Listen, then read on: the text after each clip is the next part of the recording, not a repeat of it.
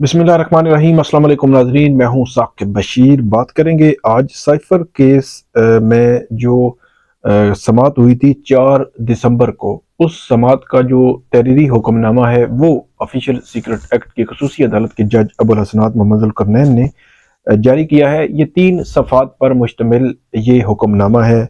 ये जो फैसला है वो जारी किया गया है। बड़ा अहम फैसला है। 2-3 तनाजुर हैं जिसको इसमें डिस्कस किया गया है और अदालत ने ख़ास तौर पर नोटिफिकेशंस का मामला 29 अगस्त से लेकर 21 नवंबर तक हम देखते रहे हैं, वो दोबारा इसमें आया है। उससे मुतल्लिक बात करेंगे। 12 दिसंबर को फर्द जुर्म के आयद होने के हवाले से अदालत ने क्या लिखा है, सहाफ़ियों, मीडिया और पब्लिक के हवाले से क्या लिखा है, और जो एतराज़ात थे इमरान खान की वकला की जानिब से जो दरख्वास्त में एतराज़ात उठाए गए थे, वो टेक्निकली या लीगली क्या थे, वो एतराज़ात पे बात करेंगे। और 3 सफ़ात पर मुश्तमिल जो तहरीरी ऑर्डर है उस ऑर्डर का जो मतन है वो मैं आपके सामने रखूँगा।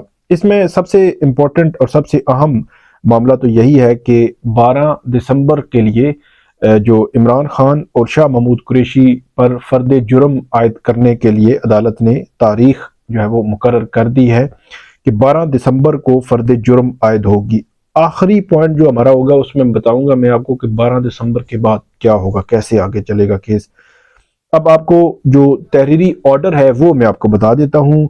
इसमें एक तो 12 दिसंबर फर्द जुर्म, और दूसरा मामला सबसे इम्पोर्टेंट और अहम मामला है। इसमें अदालत ने प्रोसिक्यूशन को ये कहा है, मतलब FIA के प्रोसिक्यूटर्स को ये कहा है कि वो आइंदा समाअत पर या आइंदा समाअत से कबल, तो इसका मतलब ये है कि 12 दिसंबर जो समाअत होगी उस दिन या उससे पहले वो अदालत को हुकूमत की जानिब से ट्रायल जो हो रहा है इसका एक जनरल या स्पेशल ऑर्डर वो जो है वो अदालत के सामने पेश करेंगे, क्योंकि इमरान खान के वकील जो उस्मान गिल थे उनकी जानिब से एतराज़ उठाया गया था। तो अदालत ने अब इस मामले को इस स्टेज पर ही सॉल्व करने का फैसला किया है।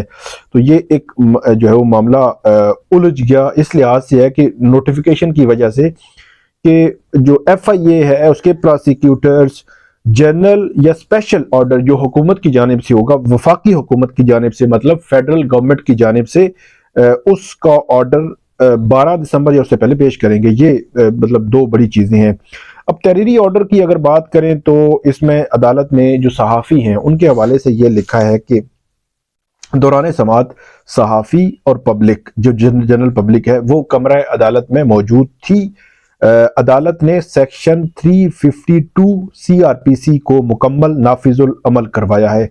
352 CRPC बड़ा सिंपल मैं अगर आपको बता दूं ये है कि ये ओपन कोर्ट जहां पे पब्लिक और मीडिया को एक्सक्लूड नहीं किया जा सकता, वो इंक्लूड होंगे और वो उस पर अमल दरामद जरूरी होता है कि जेल ट्रायल ओपन ट्रायल है, इन कैमरा या खुफिया ट्रायल नहीं है। तो इस क्योंकि इसकी वजह से जो पूरा 29 अगस्त से 21 नवंबर तक मामला कलअदम हुआ था, तो इसलिए हर जो तहरीरी ऑर्डर है उस ऑर्डर के शुरू में ही अदालत 352 CRPC की पर मुकम्मल नाफिजुल अमल का हवाला दे रहे हैं, ताकि ये चीज़ बड़ी क्लैरिटी रहे। आगे जाकर किसी भी फोरम पर इसको चैलेंज किया जाता है तो ये क्लैरिटी जो है वो बरकरार रहे।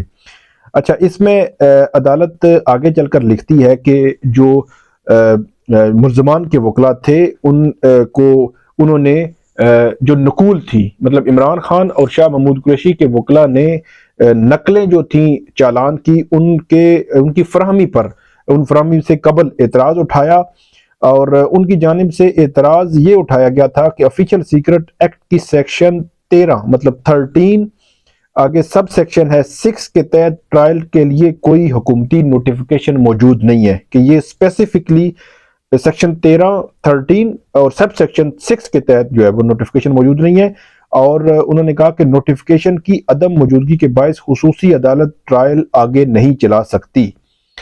जबकि जो प्रोसिक्यूशन है, मतलब जो FIA के प्रोसिक्यूटर हैं, उन्होंने राजा रिजवान अब्बासी ने कहा कि इसमें ट्रायल के हवाले से सेक्शन 13 सब सेक्शन 6 में लफ्ज हो सकता है दर्ज है, اور اینیمی اس میں یہ لکھا گیا ہے کہ پروسیکیوشن نے کہا کہ دشمن ایجنٹ گرفتار ہو تو اینیمی ایجنٹ آرڈیننس 1943 آگے کرمنل لا 1958 کے تحت ٹرائل ہوگا.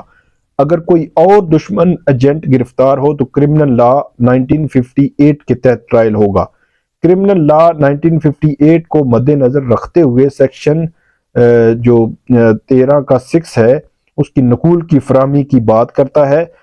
سوال یہ ہے کہ کیا ملزمان کے وکلاء اینیمی ایجنٹ 1943 کے تحت ٹرائل چاہتے ہیں اور enemy agent ordinance criminal law کے علاوہ کسی آرڈیننس کے تحت سیکرٹ ایکٹ کا ٹرائل نہیں ہو سکتا. تو عدالت نے کہا کہ جو ملزمان کے وکلاء ہیں ان کی اس استدعا کو عدالت مسترد کرتی ہے جو صرف ٹرائل کو تاخیر کا نشانہ بنانے کے لیے یہ استدعا کی گئی. عدالت نے بنیادی طور پر عمران خان اور شاہ محمود قریشی کے وکلاء کی جانب سے یہ جو درخواست دائر کی گئی تھی اس کو مسترد کیا ہے اور یہ کہا ہے کہ جو نقول تقسیم کرنے سے پہلے کے اعتراضات ہیں یہ تاخیر کا نشانہ، ٹرائل کو تاخیر کا نشانہ بنانے کی کوشش ہے. اور عدالت یہ کہتی ہے کہ ملزمان کے وکلاء نے کہا کہ انکوائری رپورٹ سے متعلق گزشتہ بیانات فراہم نہیں کیے گئے. مطلب جب نقول تقسیم کی گئی تو اس میں عدالت نے کہا کہ انکوائری رپورٹ جو تھی، جو عمران خان اور شاہ محمود قریشی کے وکلاء نے کہا کہ انکوائری رپورٹ سے متعلق گزشتہ جو بیانات تھے وہ فراہم نہیں کیے گئے. اور عدالت نے کہا کہ اگر انکوائری رپورٹ کی گزشتہ ہیں تو وہ مہیا کر دیے جائیں. اور عدالت نے کہا کہ وکلاء جو کیس کی نقول وصول کی انہوں نے اور اس کے بعد شاہ محمود قریشی اور عمران خان نے ان کو دستخط کیے، اس پہ جو ہے وہ اس کے نقول تقسیم کر لی اور 12 دسمبر جو ہے وہ اس میں تاریخ عدالت نے مقرر کر دی. اور ساتھ ہی ایک چیز عدالت نے اور لکھی ہے کہ جو چیز ریکارڈ کا حصہ نہیں ہے وہ جو نہیں دی جا سکتی، مطلب 173 کی جو رپورٹ ہوتی ہے چالان، اس کا حصہ نہیں ہے تو وہ تو نہیں دی جا سکتی، باقی جو کاپیز ہیں وہ دینا ہوتی ہیں. 12 دسمبر کو اس پہ فرد جرم عائد ہوگی اور نقول تقسیم کر دی گئی. پراسیکیوشن جنرل یا اسپیشل آرڈر جو ہے فیڈرل گورنمنٹ کا 12 دسمبر یا 12 دسمبر سے پہلے دے گی. یہ سارا کنکلوژن ہے. آخر میں جو بات ہم نے کرنی تھی کہ 12 دسمبر کو فرد جرم عائد ہوگی، عمران خان شاہ محمود قریشی کو پیش کیا جائے گا، عدالت ان کی چارج شیٹ پڑھے گی اور اس کے بعد ان کو کہے گی کہ پراسیکیوشن کو کہے گی کہ چارج فریم کرنے کے بعد کہ پراسیکیوشن گواہوں کو لے کے آئے، گواہوں کی لسٹ دے گی کہ کتنے گواہ نیکسٹ ڈیٹ پہ ہوں گے اور کتنے ہر تاریخ پہ دو تین گواہ جو ہوں گے، 20-22 گواہ، 28 گواہ ٹوٹل ہیں اور 20-22 گواہوں کے بیانات لیں گے. باقی جو ہے وہ ہو سکتا ہے ایکسکلوڈ کر دیں پراسیکیوشن اپنی گواہوں کی لسٹ سے. تو اس کے بعد یہ کیس آگے بڑھتا جائے گا. ایک ڈسپیوٹ ابھی بھی برقرار ہے کہ 4 ہفتوں میں ٹرائل مکمل ہونا ہے یا نہیں. اگر شاہ محمود قریشی کا معاملہ سپریم کورٹ میں فکس ہو گیا تو اس میں کیونکہ یہ ڈائریکشن ہے تو اس میں پی ٹی آئی کے وکلاء یقینی طور پر کوشش کریں گے کہ یہ جو ڈائریکشن ہے ہائی کورٹ کی یہ ختم کروائی جائے، کیونکہ جوڈیشل آرڈر ہے، اس میں آگے چل کر جو قانونی جنگ ہے ان کو لڑنی پڑے گی. وگرنہ عدالت اس پہ کنونس ہے کہ 4 ہفتوں میں ٹرائل مکمل ہونا چاہیے ہوگا. اگرچہ اس میں جو چیف جسٹس عامر فاروق نے یہ آرڈر جب ڈائریکشن دی تھی تو اس وقت ٹرائل کی جو سٹیج تھی وہ نقول تقسیم ہو چکی تھی، فرد جرم عائد ہو چکی تھی، 5 گواہوں کے بیانات ہو چکے تھے، تو اس کے بعد کا یہ آرڈر تھا اور وہ سٹیج تو ختم ہو گئی. لیکن دیکھتے ہیں کہ اب اس میں کیا فردر جو ہے وہ ہوتا ہے. جو بھی اپڈیٹ ہوگی وہ ہم آپ کے ساتھ شیئر کریں گے. بہت شکریہ.